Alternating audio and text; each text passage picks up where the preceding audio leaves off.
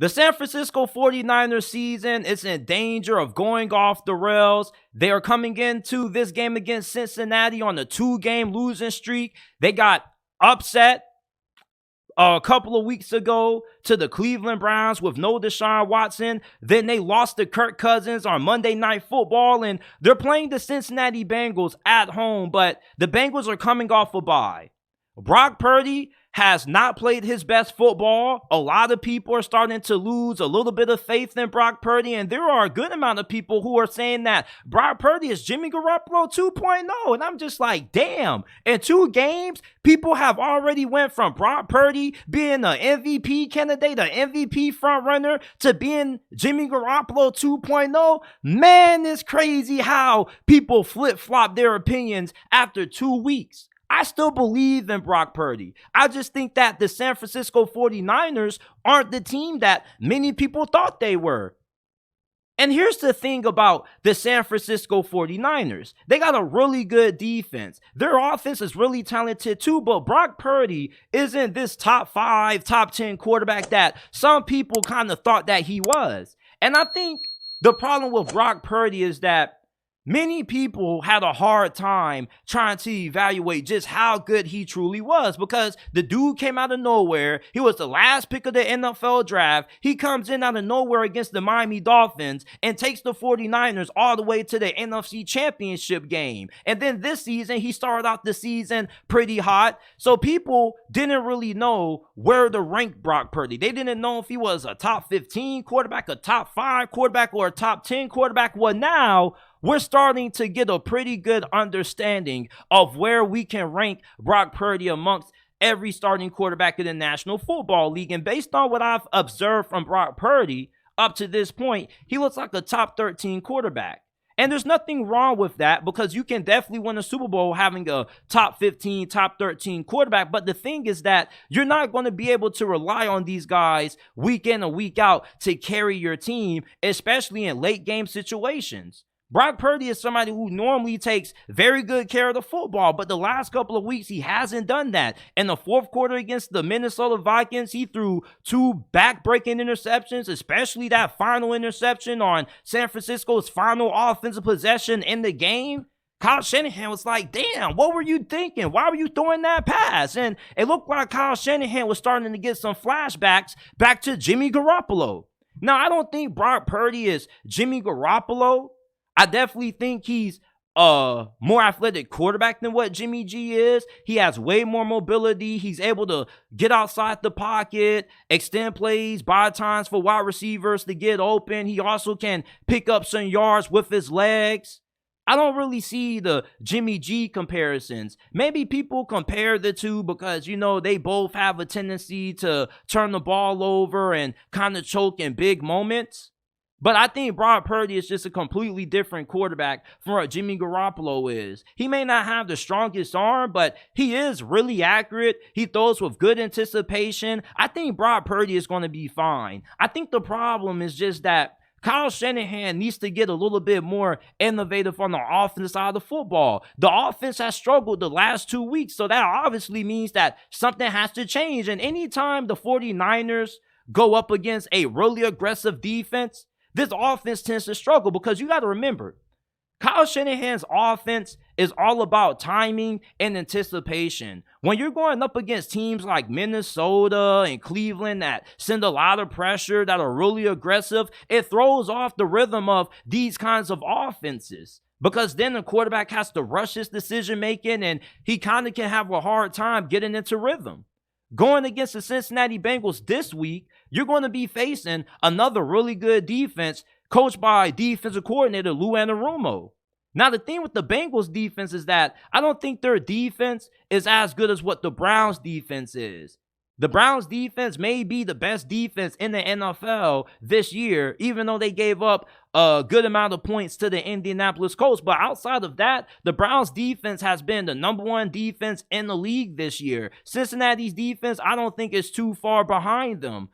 Cincinnati, even though their defense is probably going to be able to slow down the 49ers offense, I don't know about Cincinnati's offense against the 49ers defense. And there's been some people who have been calling out Steve Wilks. Steve Wilks is not the damn problem. Like, giving up 22 points means the defensive coordinator needs to get fired. This defense definitely has taken a little bit of a step back, but that's to be expected. Not because they lost their defensive coordinator from last year, who now is the head coach of the Texans, but I also see that the 49ers secondary isn't as good as what it has been in previous years.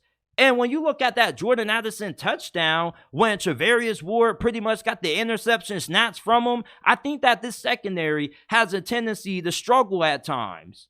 And they can be vulnerable to giving up some big plays. But I don't think Steve Wilks is the problem. And I definitely think that this defense should have a better showing against the Cincinnati Bengals offense that has really been struggling this year. Come on, man. The Bengals offense, man, outside of that one performance that they had against the Arizona Cardinals, they haven't really looked that good this year. Against the Seattle Seahawks, they struggled to move the ball down the field. Once they put Devon Witherspoon on Jamar Chase, the Bengals offense was struggling to get any wide receivers open. Now, T. Higgins, I think he did miss a couple of games due to injury or whatnot, but this offensive line, they still can't figure it out.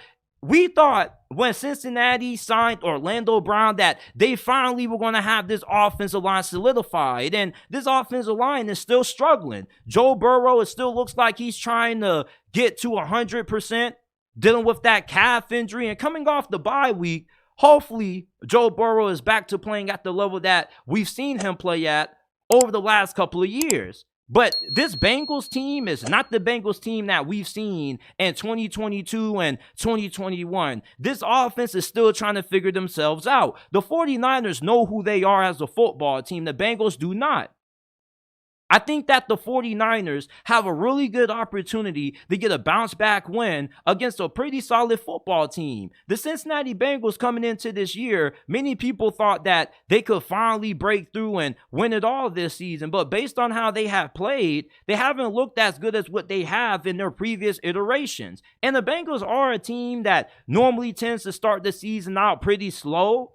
But I've never really seen the Bengals get out to a slow start where their offense looked this anemic. The 49ers got a really good defensive front. You got Nick Bosa, the best defensive player in the NFL in some people's opinions. You got Javon Hargrave. You got Arik Armstead. Those three guys should be able to wreak havoc on the Cincinnati Bengals offensive line. An offensive line that still is trying to figure things out for the third consecutive season? I don't think you need to worry about Brock Purdy. Every young quarterback is going to go through some ups and downs. Even Patrick Mahomes went through some ups and downs during his first couple of years. People act like it was just smooth sailing for Patrick Mahomes. It's not smooth sailing for every single quarterback. Even Mahomes had his struggles. Even Brady had his struggles early. Like, every young quarterback goes through some growing pains, and that's what we're seeing out of Brock Purdy. I think that the 49ers should bounce back and be able to win this game. I still believe in Brock Purdy, and it's crazy how people are already switching up on him after two lackluster performances. I mean, give the guy a break. He was the last pick in last year's draft. People were making it seem like he was the first overall pick.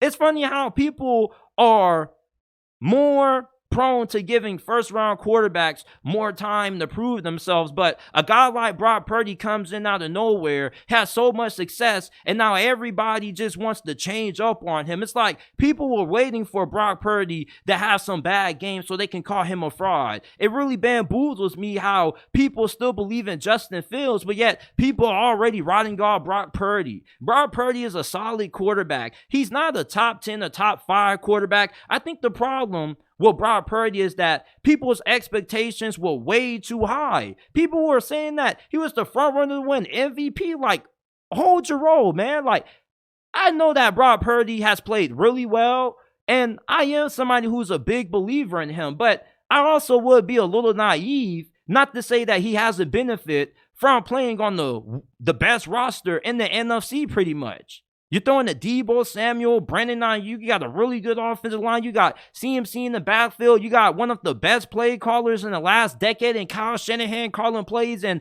a fantastic defense. Of course, things are going to be a little bit easier for Brock Purdy than it would be if he was playing for another team. And I think we kind of got to realize that. But we also have to temper our expectations for Brock Purdy. Brock Purdy isn't this MVP caliber quarterback that some people are trying to make him out to be a couple of weeks ago. And anytime people's expectations get too high, they got to start trying to figure out a reason to justify why they had those high expectations instead of just admitting that, hey, I was kind of a little bit wrong on Brock Purdy. I kind of was trying to anoint him as this next great quarterback instead of giving this guy more time to prove to us how good he really is. And right now, I think that Brock Purdy is around a top 13, top 11 quarterback in the league, which means that you're going to have some games where he's not going to be able to lead you to a win, where he's going to have some fourth quarter meltdowns. And there's going to be some games where the team is going to have to be able to will him to a win. But there's also going to be some games where he's going to ball out, he's going to play well, and he can carry you to a win. The thing with having a quarterback that's outside looking in of the top 10 QB is that these quarterbacks tend to not really be reliable on a week-to-week basis for being able to carry a team to a victory. Kirk Cousins on Monday Night Football against the 49ers, that was the best game that we've ever seen him play in prime time. And he's one of those quarterbacks that he's not bad, but he doesn't have too many performances where he just wills a team on his back like he did this past Monday. And that's the same thing with Brock Purdy. If anything, I think that Brock Purdy is kind of a better version of Kirk Cousins, just with more mobility and not that great of an arm. I believe that the 49ers bounce back against the Cincinnati Bengals this week. I'm not writing off Brock Purdy just because he had a couple of off performances. Like, this is the National Football League. We got 17 games in the season. It's a roller coaster ride. Like, people always want to try to be the first to say something. Everybody wants to be the first to say, yeah, I knew Brock Purdy was going to be great. Just like how everybody wants to be the first person to say, man, I knew Brock Purdy was a fraud. Like, I just think that everybody needs to chill out and allow Brock Purdy to continue to play, because he's still a fairly young quarterback. He's only in his second season. He still hasn't really played a full season. So we don't really know truly how good this man is. I think we got a pretty good indicator based on how he's played throughout this week that he's a top 13-ish quarterback. He's not one of those MVP level quarterbacks like a Lamar Jackson, a Josh Allen, or a Joe Burrow. So I like the 49ers to bounce back against the Cincinnati Bengals this week. I think that this could be a low-scoring game. I like the 49ers to win just because they got a pretty solid defense. And I like their defense going up against a struggling Cincinnati Bengals offense. The Bengals offensive line hasn't been that good this year. I think the 49ers should be able to get after Joe Burrow and harass him in this game. And I think that they win this matchup 23-17, my final score prediction.